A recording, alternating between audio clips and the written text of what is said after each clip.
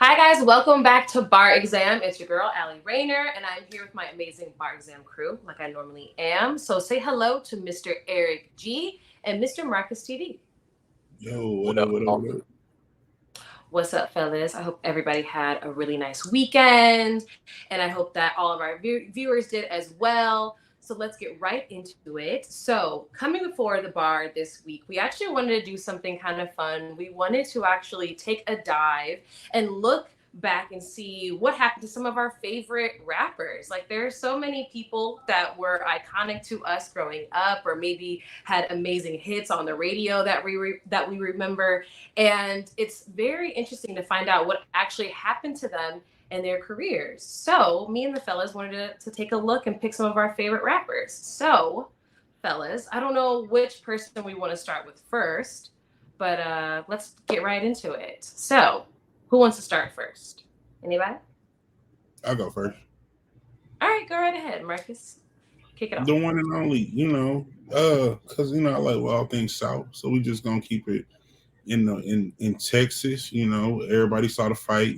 Shout out to Big X, the plug, didn't do what he was supposed to do with Prince, but shit happens. So, but we're gonna go with another iconic rapper in Texas, Paul Wall, Mr. Grills. It's crazy because I've always been a Paul Wall fan.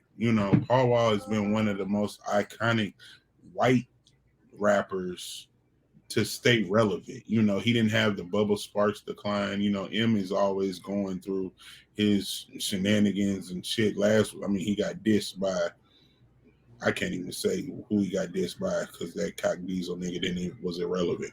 But Melly Mel. But Paul Wall, the one that, the people's champ, Houston's, the ambassador to Houston. And, he had a recent verse on another up and coming Bay City rapper called the Mexican OT rap. The Mexican OT, yeah, is his name. And the verse that Paul Wall put on that song made the song go viral. The song was already going viral, but when Paul Wall put his verse on Johnny Dang, and then they of course talking about the grills and Johnny Dang, it went like wildfire viral. And Paul Wall showed you that why he was still tipping on fofos. He showed you why he is still considered one of, Texas. He's definitely on the Texas Mount Rushmore, in my opinion. I don't think you could have a Texas Mount Rushmore without Paul Wall. So Paul Wall is definitely one of the up and coming, I don't even want to say up and coming, like still relevant. Because, when you have a name before and then you in like your second chapter, you have to re-identify yourself. So he recently had a deal with Paul Masson, and, he is, he still stayed relevant with who he is now.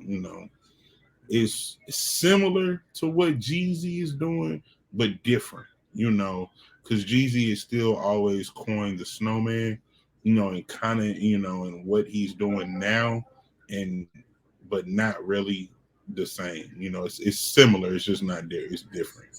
So Paul Wall for me. Okay, I really like that because I heard that song that you mentioned, and it actually did kind of slap. I'm not gonna lie, I liked it before Paul Wall got on it, and then when Paul Wall did it, like I was like, damn, like how did he And just he make the fit. song better? Didn't he fit on the song? Like he didn't, a lot of times, For sure. like a lot of Yeah. times you get features and they don't fit. Like, or the features for the name. I'm gonna put somebody on the song so I can get their fan base and their recognition. But Paul Wall fit on the song.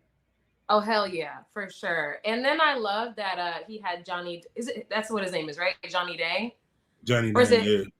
Yeah. So I didn't know that they were actually partners. So that's Oh yeah, another. That's They've been partners for forever. Yeah, I had no idea. So I thought that was dope. That's another way that he's staying relevant. But also, if you watch the music video, did you notice Paul Wall's big ass fucking rims? Did you guys notice those the ones that stick all the way the fuck out? Oh yeah, that's a Houston thing. That's what they do in Houston. They love doing that shit. That shit is so crazy to me. Those live rent free in my brain. So I'm just like, how the fuck do you drive around town not hitting other shit? Like I'm sure the motive is so that other people don't hit you, but that shit is crazy. But I love it because it's definitely over the top. You know and it's Paul Wall. I mean, that kind of fits, right? So I love it. I think that the song was kind of fun and different because it was a Mexican dude on it. And he's so country. It's like not what you would expect. Then he throws Paul Wall, this like Southern white guy that you're not expecting him to open his mouth and sound like that, you know? So I loved it. And I thought, right, Marcus, I think that it just showed that Paul Wall could still be relevant nowadays, you know, in 2023. Absolutely. Like he's Right? definitely He's never really like missed a step. Like for me, I remember just growing up and hearing that Paul Wall, Mike Jones, Slim Thug sound, and just being completely immersed with that Houston lifestyle, the culture that they were talking about. Like that was some of the music that really made me like fall in love with like Southern rap in general. Was the sound that they were coming up with out of Houston. And then the other thing is that every couple of years you'll see like a thing running around on Twitter or like a meme floating around of like who's the best white rapper, and they'll have all these pictures of like random white rappers, and there'll always be one comment underneath. If like Paul Wall's picture isn't listed, it'll always be one big comment that like blows it up and being like the best white rapper isn't listed and it's Paul Wall, and that will have like the most traction out of like all the comments and everything. So yeah, like Paul Wall is 100% stayed relevant, and that verse on the Mexican OT record just proves it. Like he hasn't missed a step. Yeah, hey, you absolutely. remember Don't Be a Menace, to the movie Don't Be a Menace, South Central, while drinking your juice in the hood? And then like they used to come in and little something like message, you know, like right there on the side. Like we got to start doing that when we talk about other shit, and then like a show topic comes across, because the greatest white rapper other than M is a show in itself. Like that's a debatable show. Like you just said that talking about something else, not even thinking it was a show topic. Like that's the guy. We got to have like a little bell or something that. There it goes. There goes your best. Yeah. No, I agree. I was gonna mention that. I was gonna say, did you notice that was your caption this entire time, Marcus? What? Did you notice your caption? Oh, did yeah. you notice? Free Trump. Yeah, I did. I know. Oh, okay. I was saying, I didn't know you rock with them. My boy just got indicted in Georgia on a RICO. He facing the same RICO Thugger facing. Oh, they got Trump. Free Trump till it's backwards. Maybe he gets past his, then he'll like just give Slime Gang like a whole pardon across the board. Slime Gang. Hey, he was pretty generous the first time, right? Well, the first time he was, so who knows? Who knows? YSL might get freed, y'all. Who knows? Hey, if YSL gets free, right? Whatever happens with YSL happens to Trump. That would be wild. We'll see. We'll see. They're trying. You can't tell me if Thugger go, so does Trump. If Thugger free, Trump free. You can't have one without the other, boy. Boy, this. I know. I did not. Why does that weirdly make so much sense? Right? But like, it's one of the 2023 bingo card, like those bingo squares or whatever, where you're just like, the most random shit is happening this year, and that's got to be one of them. Like, shit, if Trump gets fucking sent to jail, I guess that means Thugger might too, or vice versa. Shit. So yeah, we'll see. We'll see what the fuck happens. But all right, anyway, getting back to the topic at hand. Let's get back into these rappers that we're wondering what the hell happened to them, right? So we already just spoke about Paul Wall. He's from Houston. So we might as well just transition a little bit into another Houston rapper. I figure it fits well. My person, one of the picks actually is Bun B from Houston, like I said. Also the other half of UGK. So I picked him because he actually has a very interesting career. Obviously, like I said, he was with UGK with Pimp C. And then when Pimp C went to jail, he ended up having his own career as a solo artist and having hits that way too. But he's mostly known for Get Throwed, Give Me That, You're Everything, Ayo. Like he's had a lot of hits. And he actually has put out a lot of music. His last project was in 2018. And so since then, he's been kind of like transitioning his life into some other realms, which actually was really surprising to me. So a couple years ago, I believe it was in 2016, he decided to actually, let me double check. I don't want to get the year wrong, but he actually decided to switch gears and go into teaching, apparently. So he had dropped a few records and a few different albums.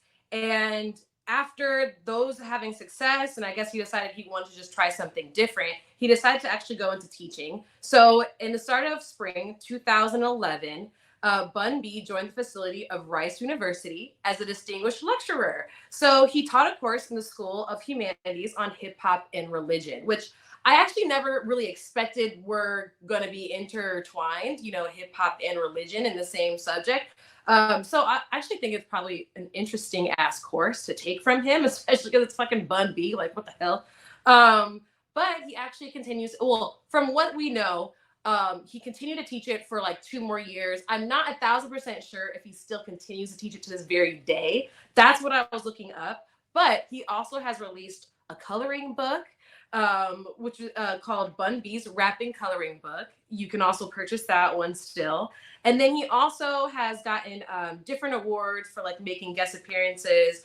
For example, like I guess he did a guest appearance at H-Town Beat Down concert hosted by the local radio station, and he was awarded with the 360 Legend Award for his successful music career and his impact in the local community. So he's still out here, he's still doing his thing. But I think the most interesting thing is that he decided to go into being a lecturer. And I think it's cool that he's still teaching hip hop at least, and that it's a little bit different since it also has religion intertwined into it. But did you guys expect that from Bun B? Like the man who was in the song International Players Anthem, did you expect him to end up being a lecturer slash sort of kind of professor? I think the older into his career that he got, we kind of saw him take on that OG status very early. He was one of the people who I remember, like specifically, like a lot of the young rappers would call, like especially from like that southern area, they would call Bun B their OG and shit like that. So I remember that being like a stamp moniker for him very, very early on when he wasn't even fully out the game yet. So you could kind of see the planted seeds of it, of where like that type of leadership can come from. And then you can also see where like just that type of ability to be able to teach can come from. You know what I mean?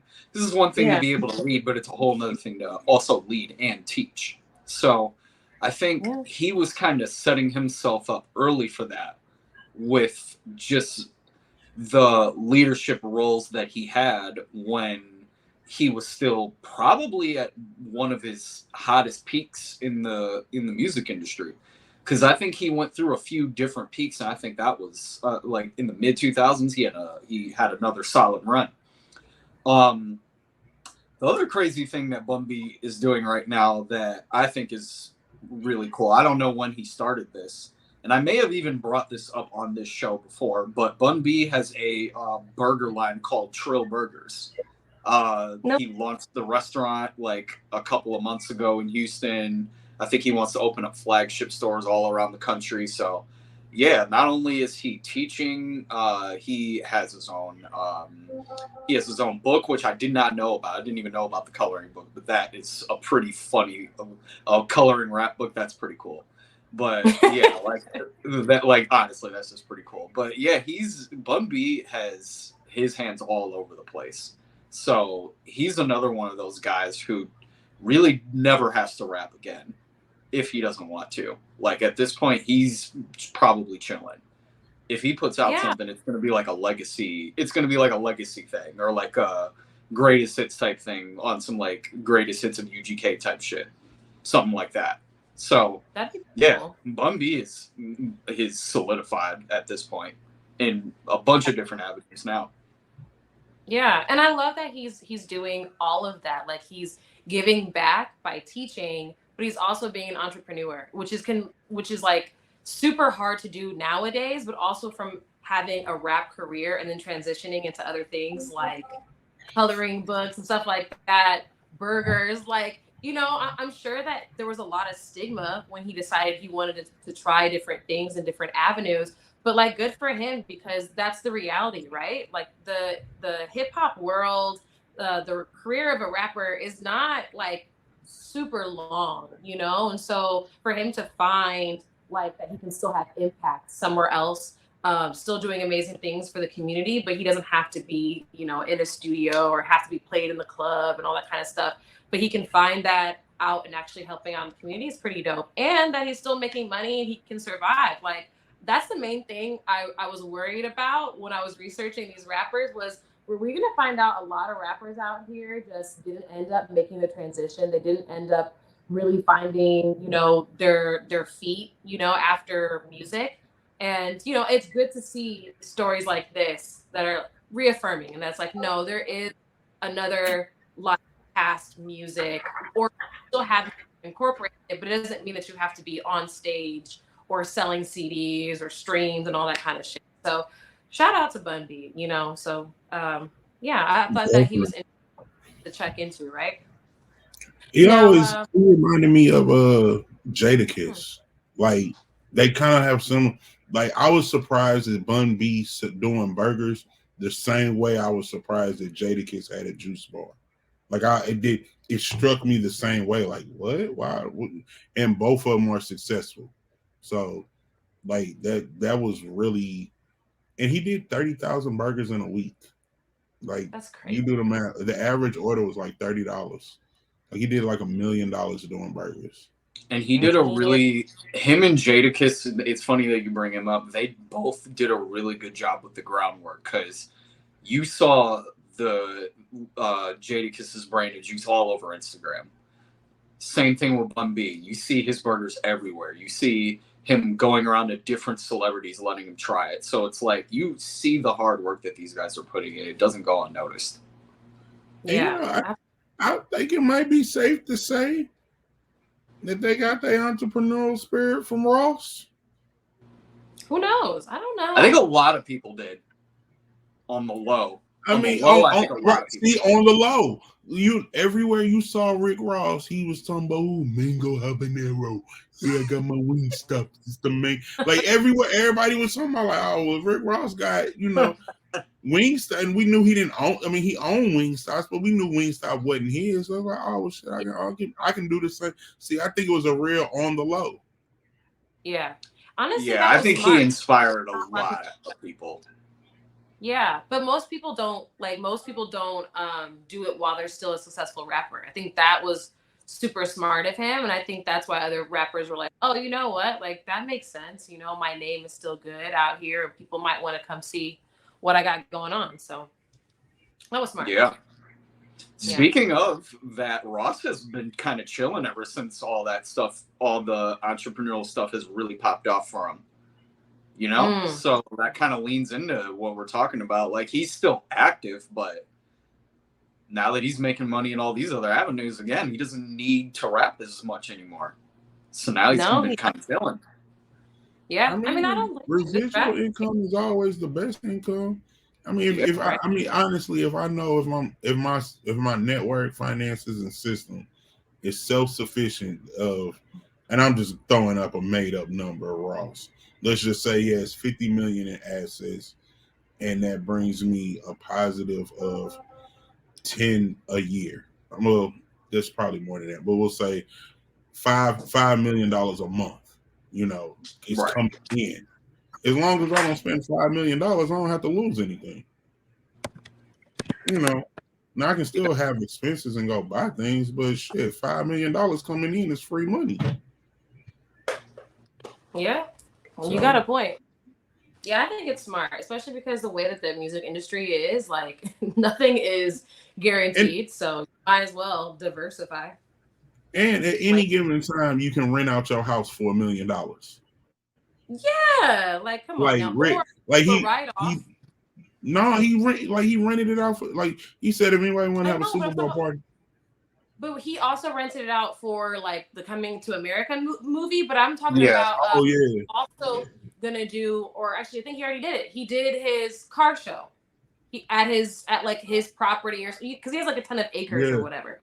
So I guess they wouldn't give him a permit on normal land. So I think it's smart for you to also use your own property, because then you can be like, oh, well, you know, I don't normally let the public just use my land. You know what I mean? Or like have parties like this. And nobody went in the house. Everybody was outside. Exactly. So, you know, I think that you could potentially just write it off and be like, oh, well, you know, my estate build the company, you know, this amount of money. So it's smart. You know, I ain't mad at him. Get it how you can. So shout outs to Rick Ross too, apparently. Also, since just because we're in this conversation really quick, I also feel like that's the reason that we're not going to hear from Rihanna for a very long time. She's making so much money off of makeup. Like, what would be the reason to come back? You know what I mean? So I think there's a lot of fans out there who are like waiting on something. That you mentioned her.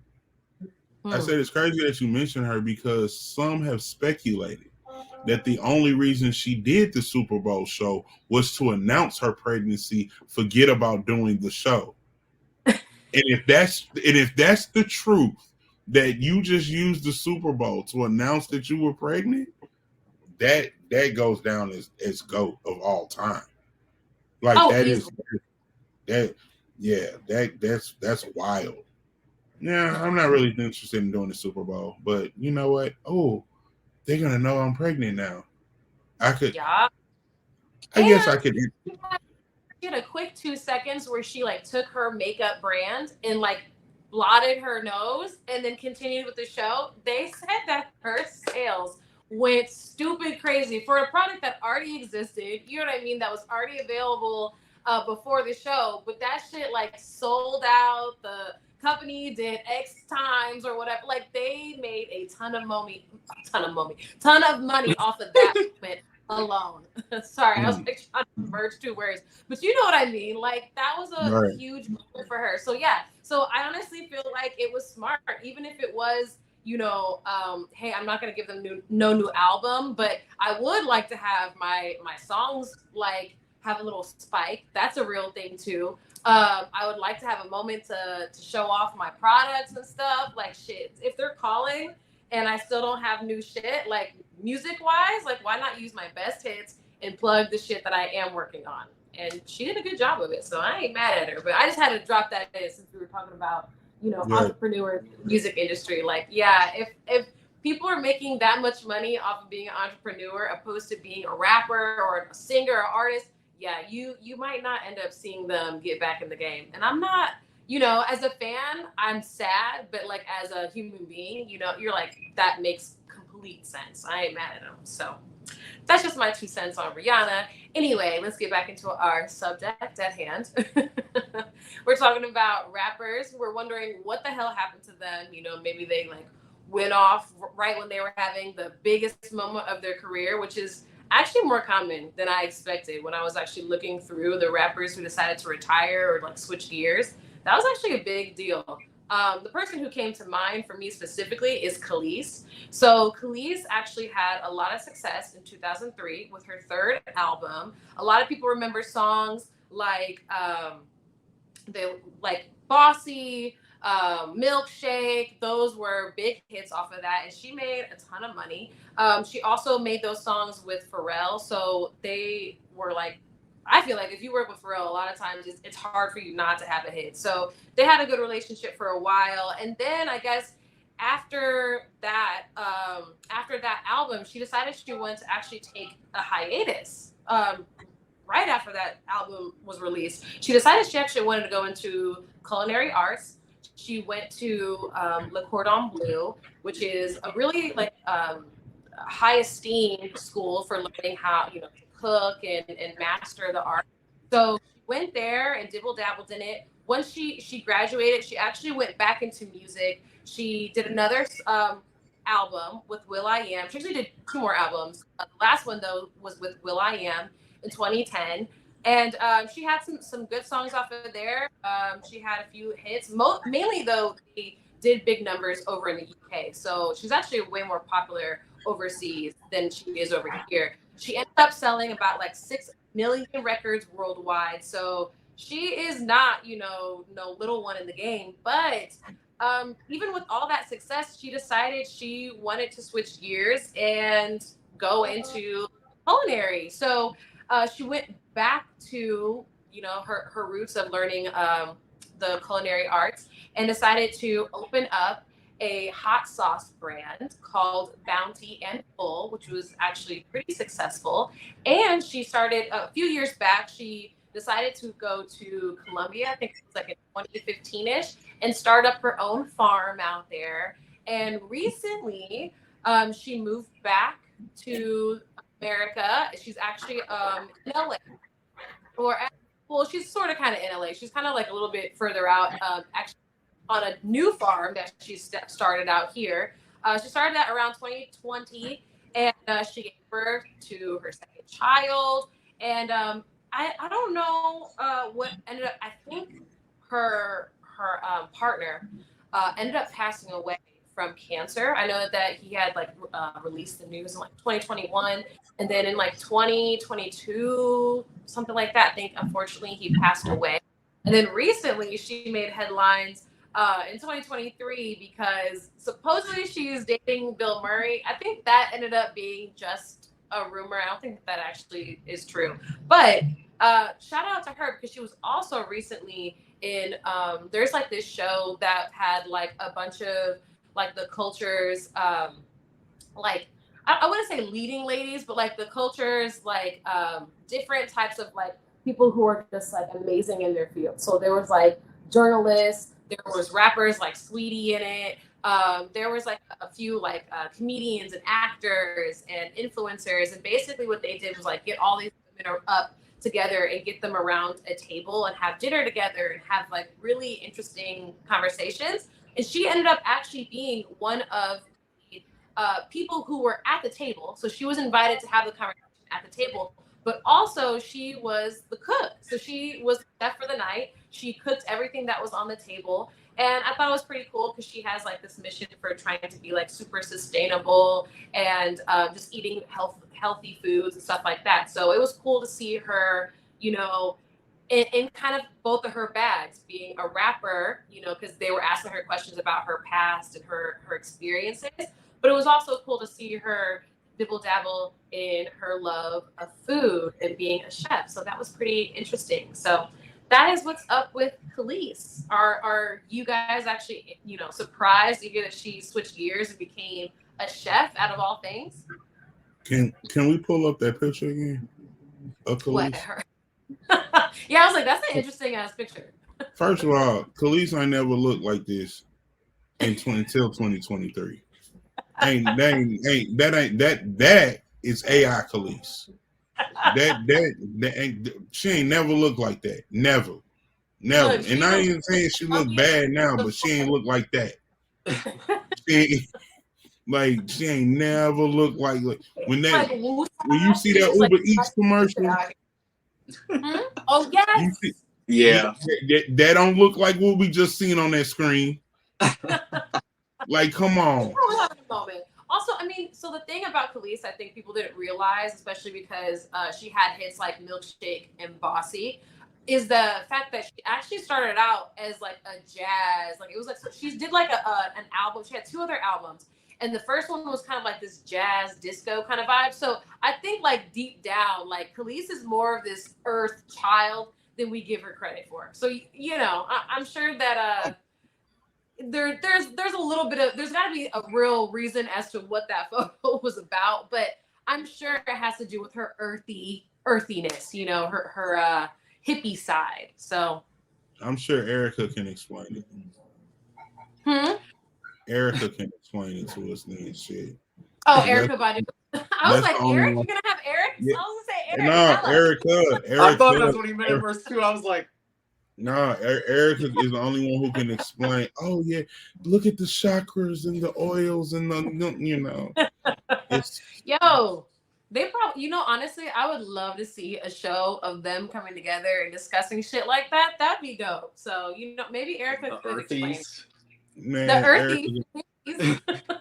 Erica gonna count some checks and gonna be like, Khalees can't be sitting next to me on no couch. What? You don't think? Yeah, with Nas's money, but not with Khalees money. Oh my god! I was just waiting. I was waiting on a Nas reference. I was waiting on a Nas reference this whole time. We all were. No, but honestly though, she made really good money supposedly from that hot sauce. So good, good thinking of her that she was like, you know what is something that we all love? That is hot sauce. I can't lie. So she actually made good. I haven't tried it. Yeah, I need that. Yeah, I really want to try it. I love hot sauce. Right? And because she's just such she's a chef who's super into sustainability and like all natural type of stuff. I'm really interested to see like what she made. So yeah, if I see it on the shelf, it's probably the healthiest, tastiest hot sauce. And I hope it's not $80. I don't know. You know what? I should probably look it up. I have no idea. I didn't even look up like how much it costs. I was just like, damn, shout outs to her. We'll see. But anyway, while I look this up, does anybody want to give their next pick? Yeah, I'll go next since I haven't gone yet. So I want to go back to our Houston conversation just because I don't know what was up with the rappers from like that mid 2000s era and like the early 90s where like all of them are just crazy entrepreneurial spirited, but the next guy I want to bring up fits right up the alley with everyone that we brought up and might have also been the catalyst for a lot of these guys to go into that lane, and that guy is Chamillionaire. So yeah, so Chamillionaire, everybody knows his his hit single "Riding Dirty." I think that was one of those ones that like I don't even think you can turn on the radio today and go a day without at least hearing that once. It's one of those that still gets played to this day. And back when it first came out, it was one of those where if you turn on one station, that song is on. If you turn on another station, that song is probably either getting ready to start or just hitting the end. It was one of those. And then he had a really, really solid debut album with The Sound of Revenge. But for a couple of reasons, Chamillionaire, it sounded like it was like a lot of label issues around that time. But he basically didn't really pick back up with the music as far as like on a massive mainstream level. He did have a series of mixtapes, if anybody remembers those Mixtape Messiah projects. That was all him. So if you remember those, then you do remember those. But other than that, his mainstream success mostly came from that first debut album. However, Chamillionaire was one of the first people to kind of show that he didn't really need to only rely on rap. And that is because Chamillionaire ended up making a lot of great investments down the line. And one of the first major investments that he did was he got into the tech industry. So he actually is a venture capitalist, and he's done a bunch of investments with General Motors, with Disney.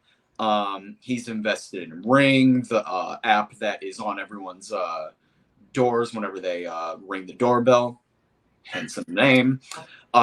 He's invested in Lyft, the driving app company.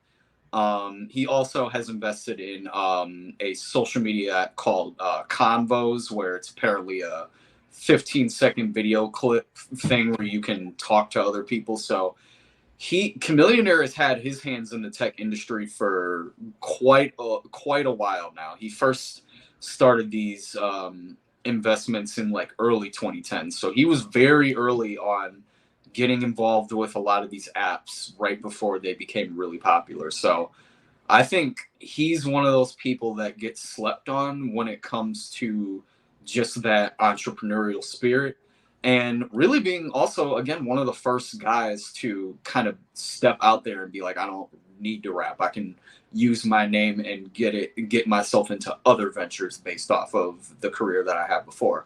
So yeah, man, shout out to Chamillionaire, one of the first dudes to pave the way for all these other guys. And then again, like, I just love the fact that you got Chamillionaire, you got Paul Wall, you got Bun B, all three of these guys from different parts of the Houston, Texas area, but like all of them going out on their own terms and making it happen without even needing to rap. So yeah, well, I absolutely love to see it. I think you got you're not doing Chamillionaire justice, bro. Like his venture capitalism is crazy, to the fact that it's similar. Like, everybody remembers the show Punk, right? You remember Ashton Kutcher? Ashton Kutcher stopped doing acting because he got into venture capitalism. That's why he doesn't act anymore. He's in tech. He's literally the tech guy. You know, that's the same way Chamillionaire is. And Chamillionaire got on Ring after Ring was denied on Shark Tank. So when they were still looking for investments is when he got his Ring, when he got the stock in Ring. So then when Ring sold to Amazon, he cashed out again. Like, his venture capitalism is like studied in financial markets. He's that good at it. Like, it's a slept on. Like, he slept on because they're like, people just think, he said, I love it when I go into the room and they think I'm just a rapper and I'm just Chamillionaire. He was like, I play on that. He was like, oh, I don't know what it. And I mean, I'm not gonna say he got jigga money. You know, I don't think he, that. But I definitely would say. Did you look up his net worth? It does not say his current net worth. It does say that the biggest investments that he was involved in was with Maker Studio and Cruise, which again was acquired by Disney for $500 million and by General Motors for $1 billion. Yeah. See. So, I mean, anytime you don't do stocks and you say I'm a venture capitalist, like, I'm managing hedge funds. I have hedge funds. I mean, come on, hedge funds. That's nuts. Yeah, that is. Yeah. And then from a rapper, like, honestly, I remember that time that Eric was speaking of, when you could not get away from Chamillionaire on the fucking radio. They were doing even like parodies of his song. Like, it was getting to the point that I was like, we're gonna get so much Chamillionaire that we might get sick of him, which happens to a bunch of artists, especially in hip hop. So when he like went ghost for a while, for a long time, I kind of wondered that too. Like, what the fuck happened to Chamillionaire? And I always assume like maybe he's just, something bad happened to him, or maybe he fell off or whatever. And then I remember recently he like popped up at this basketball game, and he was like courtside, and he looked the same, and he had the jewelry and all this shit. And they had mentioned it. They were like, oh, that's, rapper Chamillionaire, now venture capitalist or something. And I was like, what the fuck? Like, the last thing I would expect from a rapper is to become a venture capitalist. But good job, so fucking smart of him to realize like what tech was about to become, or maybe him just, being a little bit more tuned in or listening to great advice. Whatever he did, he understood the fucking assignment and he jumped right in, and like he didn't even have to rely on music. So, shout outs to him. And like, I think that there should be more people who should follow suit. Like, people need to realize that rapping, I don't think is going to give you like this longevity in a career that most people are looking for, right? Like, you want to be able to like at some point be like, okay, I have retirement saved up, or like, I put my kids through school, or all this type of shit that you want. And I don't think that like people factored in that like rapping, you don't get no pension. You know what I mean? You're not there.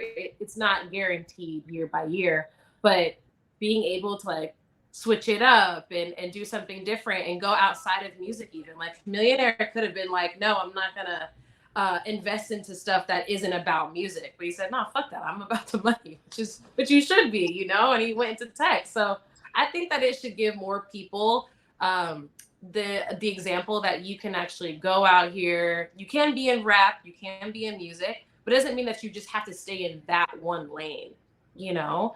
And a lot of people feel like they have to, you know? So that, I think it's pretty dope. I think that we found some really interesting like stories, you know, and very successful ones too. You know, I think that there's other rappers that might not have had the same success. Quick Eric, note update too. Yeah, quick note update. I did find Chamillionaire's net worth.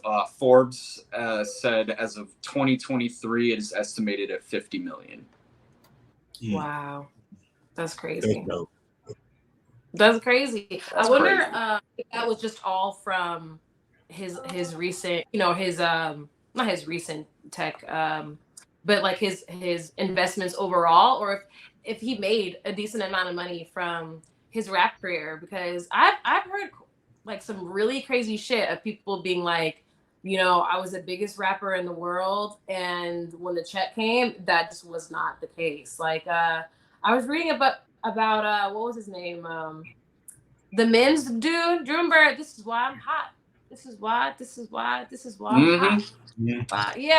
Another great person on this list.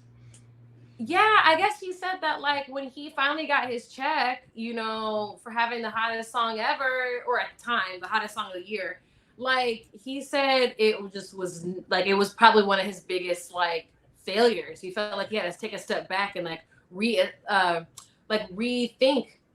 you know, his career and be like, is this really what I want to do? Like that was actually really amazing for me to see, you know. So and then but honestly I'm not exactly sure what he's doing at the very moment. I gotta look up what the hell he's dabbling in now, but I think he switched his life around as well.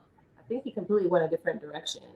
I'm not sure exactly what he's doing, but in just doing research on this topic, he was on a list that said he's doing pretty well for himself right now. Okay, good. Because shout out to him. I was worried. For real, yeah. Because man, that was. I know he's still recovering from getting slapped by what's the dude who Mano. That's what Mano open. So everybody remembers the Nipsey Hussle slap against the security guard. Mano slapped that man first, slapped that man on DVD. That's how old it was. Like they ran, like he slapped that man on DVD. Like he ran. It was like like Nipsey was gangster. Don't get me wrong. You know he slapped that man on TV, but that was in 4K. That's in 2023, 2020. Like, but Mano slapped that man on DVD, and it might have been like a VHS 2 DVD. You don't know what he got slapped on. But Mano walked up to that dude in New York on the street, was like, and then said why he slapped him. Like, I didn't want to hit him with a closed fist. I wanted to slap him. What? Wow. Yeah. That's disrespectful. That's disrespectful. Fuck. For sure. Well, I'm glad that didn't make him stop, though. I'm glad that he's still successful, even after some crazy shit like that. Right. That's wild. But anyway, guys, I hope that everybody at home watching this really liked our list. If you have any rappers that you feel like we missed out on, that we forgot about, remember to put it in the comments below. And remember to also subscribe and meet us here every Monday for a new episode of Bar Exam. We'll see you later, guys. Bye.